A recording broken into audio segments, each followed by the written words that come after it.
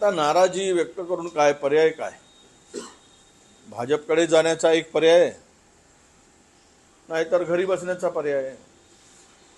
OBC नेत्याला महाराष्ट्रामध्ये ज्या पद्धतीनं वापरून त्यांचा या सरकारने दुरुपयोग केला किंवा त्यांना सत्तेबाहेर ठेवलं, एवढ्या मोठ्या सिनियर नेत्याला समस्त महाराष्ट्रातील ओबीसींच्या मतं घेण्यामध्ये जे महायुतीला मतं मिळाले असतील ती छगन भुजबळांच्या मुळे मिळाली.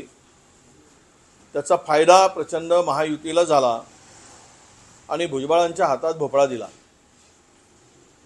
हे सरकार ओबीसीच्या भावनेशी खेळणार आहे, ओबीसीची बनवाबनवी करणार आहे, ओबीसीला गृहीत धरून राज्य करणारं हे सरकार आहे, हे आता स्पष्ट झालेलं आहे. राहिला भुजबळांचा विषय, भुजबळ साहेब मला वाटतं की त्यांच्यापाशी फार काही पर्याय नाही. कदाचित अजितदादांच्या चुप्पीवरून मुंडेची विकेट काढून टीममध्ये भुजबळांचा समावेश करण्याची शक्यता किंवा विचार अजितदादांच्या डोक्यात आहे का, हा प्रश्न गेल्या 4 दिवसापासून आम्हाला 5 दिवसापासून पडतो आहे.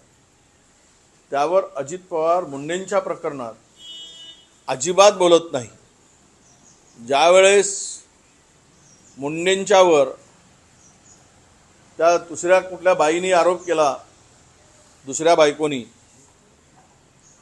ते नाव लिहिते त्यांचं, त्यावेळेस अशा प्रकरणामध्ये वैयक्तिक कोणी पडू नये असं म्हटलं गेलं. आरोप गंभीर होते. तो विवाह मुलांची नावं आहेत, त्यावर मी अधिक बोलणार नाही कारण विषय डायव्हर्ट होऊ नये म्हणून. पण आत्ता मात्र अजितदादा धनंजय मुंडेंच्या सगळ्या चारही बाजूने आरोप होत असताना शांत बसलेत. तर मला वाटतं कुछ तो गडबड है. त्यामुळे भुजबळ साहेबांना यामध्ये कदाचित वेट अँड वॉचची भूमिका ठेवावी लागेल, नाहीतर देवेंद्रजीकडे दुसरा पर्याय भेटीमध्ये काहीतरी झालंच असेल तर देशाचा ओबीसीचा नेताही भाजपा करून टाकेल. तो पण पर्याय त्यांच्यापाशी खुला राहील असं मला वाटतं.